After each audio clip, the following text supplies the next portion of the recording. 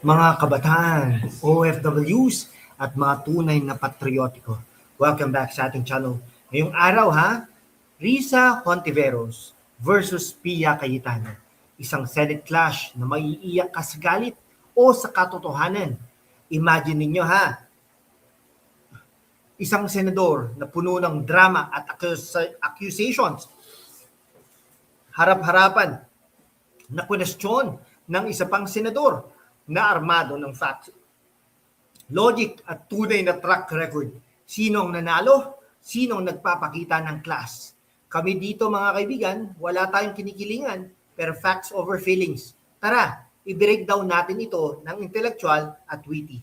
Hit like na kung ready ka sa red pill ng Philippine politics. Subscribe and bell on para hindi ka maiwan sa susunod na laban. Let's go!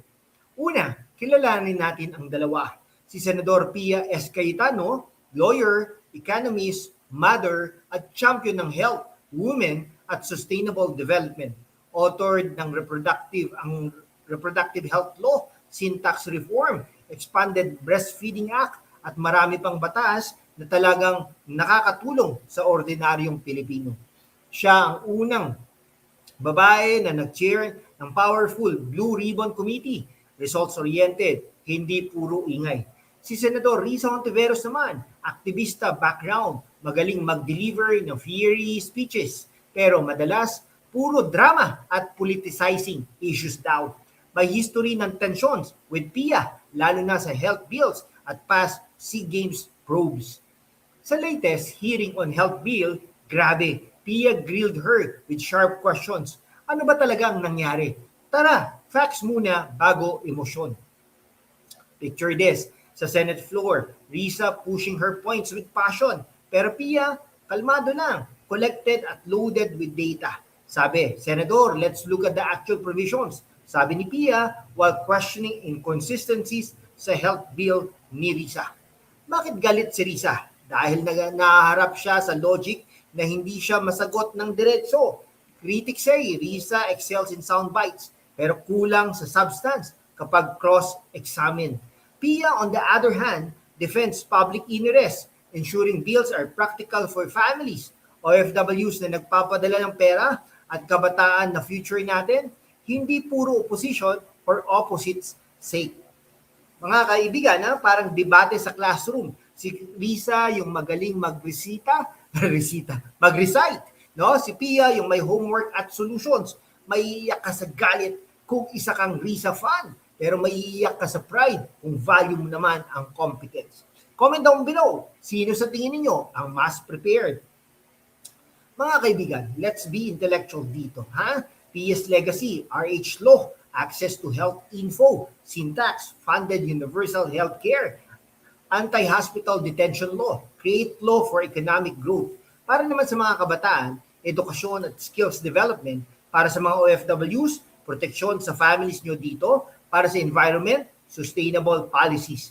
Critics of Risa point to perceive grandstanding, investigation na madalas walang conclusive results o accusations na mukhang political. PhilHealth issues, madalas na debunk, pero damage sa credibility.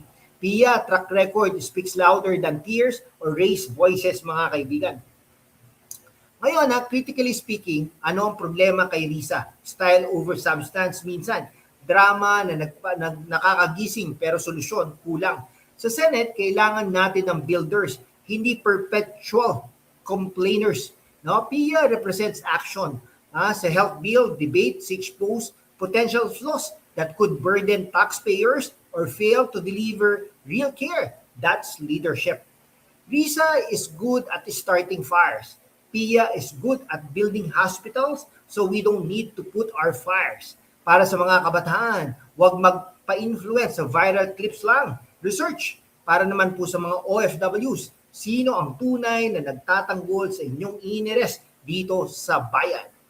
Well, mga kaibigan while we are fighting for better politics, alagaan din natin ang ating mga sarili.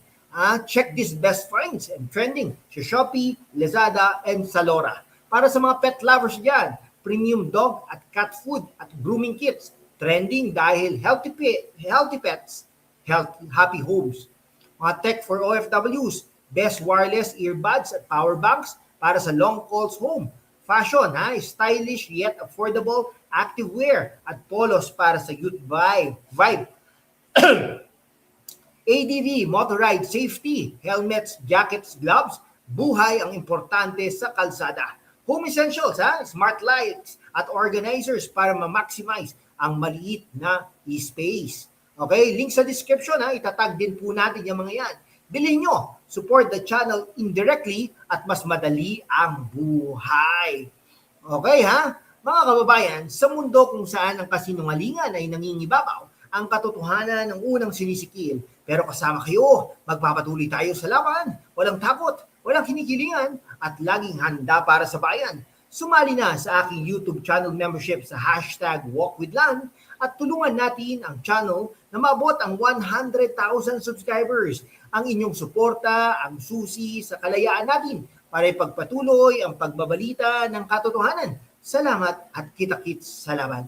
Like, share to your OFW chats, comment your thoughts, at subscribe for more uncensored politics, mga kaibigan.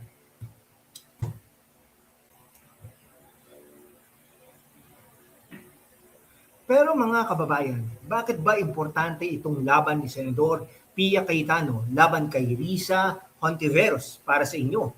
Tara, i-connect natin ito sa totoong buhay nyo, lalo na sa kabataan at OFWs.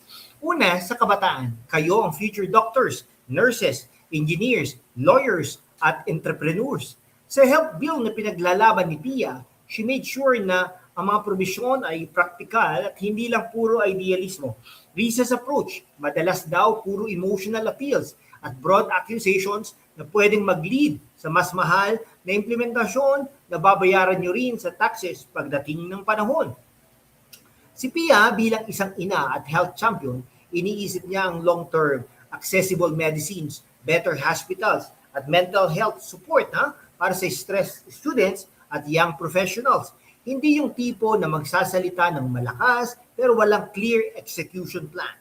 Ang drama pwedeng mag-trend sa TikTok pero ang tunay na batas na ang magdidikta kung may maayos na ospital kapag nagkakasakit kayo. Ngayon sa OFWs kayo ang nagpapadala ng bilyong-bilyon dolyar sa Pilipinas. Si Pia Cayetano ay matagal nang nagtataguyod ng policies na nakakatulong sa inyong pamilya rito. Better healthcare, access para sa inyong asawa at anak, protection of remittances at economic bills na lumilikha ng trabaho dito. Para balang araw ay uuwi kayo ng may pag-asa. Sa kabilang banda, ang estilo ni Risa ay madalas na nakikitaan ng politikal na grandstanding na hindi direktang nakakatulong sa inyong daily struggles. Kapag may hearing, sino bang mas nakikinig sa inyong boses? Ang senador na may actual laws pass o ang isa na namang magaling mag-viral? Data shows na ang consistent legislation ni Pia sa women's health, child nutrition at family welfare ay direktang benepisyo sa milyong-milyong OFW families. Yan ang klase ng senador na kailangan natin, hindi yung puro opposition chatro lang, mga kaibigan. At habang pinaglalaban natin ito, alagaan din natin ang ating mga sarili habang nanonood. Kung pet lover ka, trending ngayon sa Shopee at Lazada ang mga premium dog at cat grooming kits at nutritional food. Perfect para sa alagang naghihintay sa inyong pauwi. Okay, naman, wireless earbuds para sa tech. Wireless earbuds at fast charging power banks para smooth ang video calls nyo sa pamilya. Fashion sa Salora, lightweight, breathable jackets at activewear na swak sa mainit na klima. Para naman po sa mga ADV riders, full face helmets at riding gloves na may sale ngayon, Safety muna, bago ang lahat.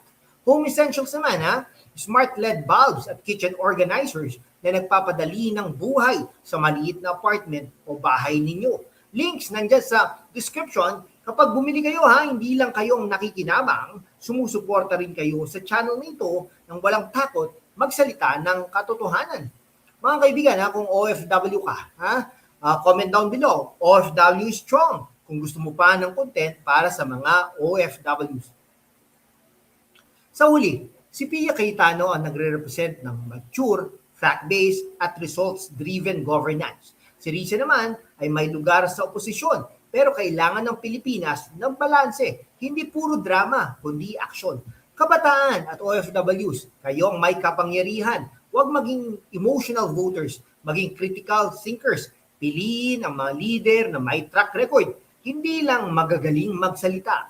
This is Lan from the hashtag Walk with Lan, delivering truth over drama. If you learned something today, smash that like button. Share this to your OFW groups at barkada. At subscribe for more. God bless you. God bless the Philippines. Kita-kits sa susunod na laban.